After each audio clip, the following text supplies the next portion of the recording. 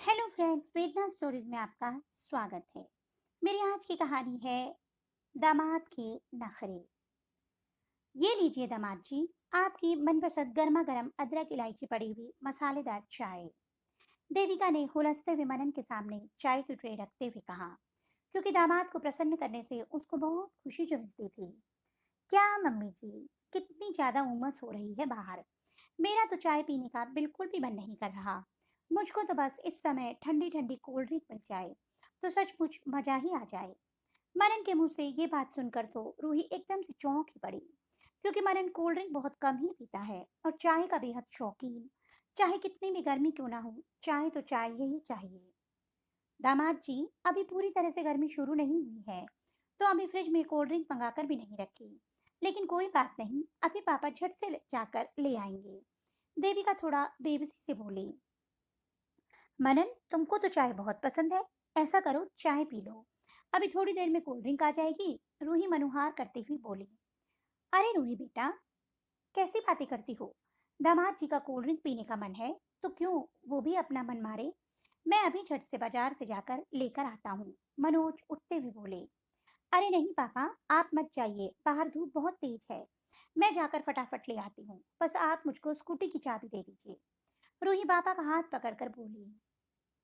रूही बेटा, इस समय स्कूटी खराब हो गई है, मैं पैदल ही जाकर ले आता हूँ। तुम कहाँ धूप में जाओगी, मनोज ने रूही को रोकते हुए बोले। पापा, धूप में तो आप भी पैदल परेशान हो जाएंगे, रूही बेबसी से बोली, क्योंकि वो जानती थी कि अगर मनन के मुंह से कुछ निकल गया तो उसके मम्मी पापा चाहे जैसी भी हो लेकिन पूरा जरूर करेंगे। जबकि उसके पापा को ब्लड प्रेशर की भी शिकायत रहती थी। अरे बेटा, मुझको तो आदत ही है, जब अकेले हैं तो बाजार तो जाना ही पड़ता है। इतना कहकर मनोज बाहर निकल गए, लेकिन मनन के मुंह से एक भी शब्द नहीं निकला कि पापा आप रहने दीजिए। और थोड़ी ही देर बाद मनोज पसीने से तरबतर कोल्ड ड्रिंक लेकर आ ही गए, और देविका ने मनन को गिलास में कोल्ड ड्रिंक डालकर दे दी। रूही को तो बहुत ज्यादा खराब लगा कि हमेशा ही मनन उसके मम्मी पापा को परेशान करता रहता है। हर बात को लेकर नखरे दिखाना, शायद वो अपने दामाद होने का अहंकार बहुत ज्यादा समझता था। रूही के मम्मी पापा तो मनन का बहुत ज्यादा सम्मान करते, लेकिन मनन अपनी हरकतों से बाज नहीं आता। रूही जल्दी मायके आ ही नहीं पाती थी, क्योंकि उसकी सास को ज्यादा पसंद नहीं था उसका मायके में आकर रहना, और इसीलिए वो कोई ना कोई अड़ंगा लगाकर रूही को मायके आने से रोक देती थी। लेकिन कभी कभी देविका की जिद की वजह से मनन के साथ वो बहुत मनुहार करके 2-4 महीने के बाद संडे को उन लोगों से मिलने आ जाती, और वो आज इसी उद्देश्य से मम्मी पापा से मिलने के लिए आई हुई थी। चलो मनन बेटा, सब उठकर हाथ मुंह धो लो, मैं फटाफट तुम सबके लिए खाना लगाती हूँ। देविका रसोई से निकलकर मनन के पास आते हुए बोली। रूही भी अंदर रसोई में जाकर अपनी मम्मी की मदद करवा रही थी।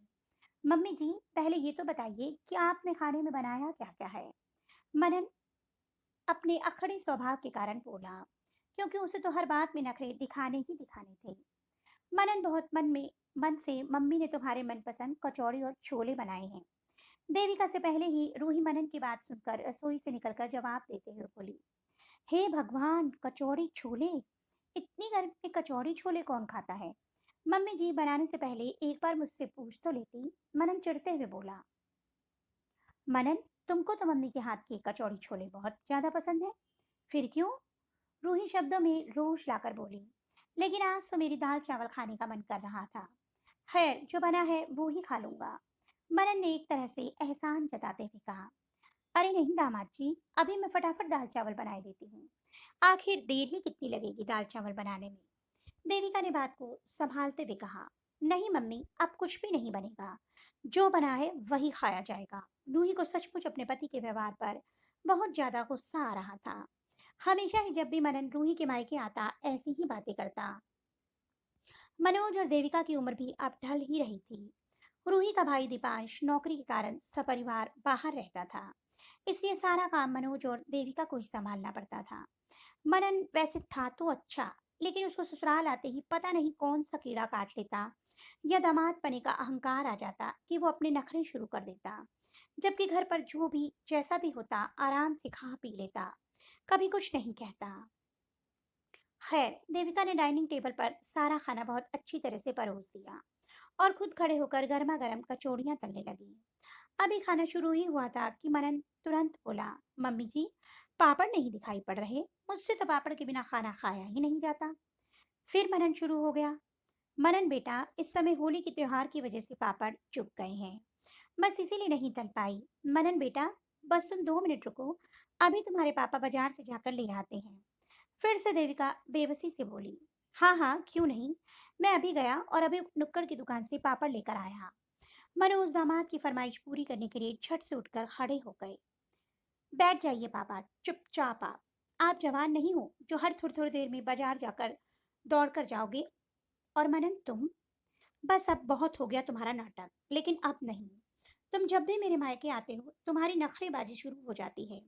घर पर तो कभी ज्यादा कोल्ड ड्रिंक नहीं पीते, घर पर तो दाल चावल के नाम पर चिढ़ जाते हो। और ऐसा भी नहीं कि बिना पापड़ के खाना नहीं खाते, अक्सर ही ऐसा होता है कि पापड़ के बिना तुम खाना खाते हो। तुमको तो बस ससुराल में नखरे दिखाने का बहाना चाहिए। मैं तो घर पर किसी चीज के लिए मुंह नहीं खोलती। मम्मी जी जो कुछ भी खाने पीने के लिए कहती हैं तो मन ना होते हुए भी चुपचाप खा पी लेती हूँ। लेकिन तुम अपना दामादपना दिखाने से बिल्कुल भी बाज नहीं आती। आगे से मैं अकेले ही मम्मी पापा से मिलने आ जाया करूंगी। कोई जरूरत नहीं तुमको मेरे साथ आने की, क्योंकि मैं यहाँ आकर अपने मम्मी पापा को सुख देने के बजाय दुखी नहीं करना चाहती। पता नहीं किस रोह में रूही इतना सब कुछ भूलती चली गई। अरे रूही बेटा, जरा सी बात पर क्यों इतना परेशान हो रही हो? दामाद जी का ससुराल है, उनका जो मन कर रहा है वो खाने दो। देविका और मनोज एक साथ बोले, मम्मी पापा, एक बात बताइए, ससुराल तो मेरा भी वहां पर है, तो मैं भी बहू बनकर नखरेबाजी दिखाऊं तो कैसा लगेगा मनन को? ये कहते कहते रूही का चेहरा एकदम से तमतमा सा गया। मम्मी जी, पापा जी, रूही बिल्कुल सही कह रही है, लेकिन मैंने हमेशा ही पापा को भी मेरे नाना मामा के घर ऐसा ही व्यवहार करते हुए देखा। शायद ये उन्हीं संस्कारों की देन है।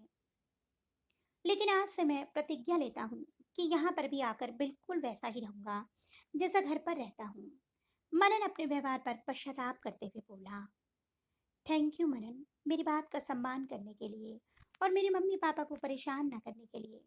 रूही ने बहुत खुश होकर मनन को मम्मी पापा के सामने ही गले लगा लिया।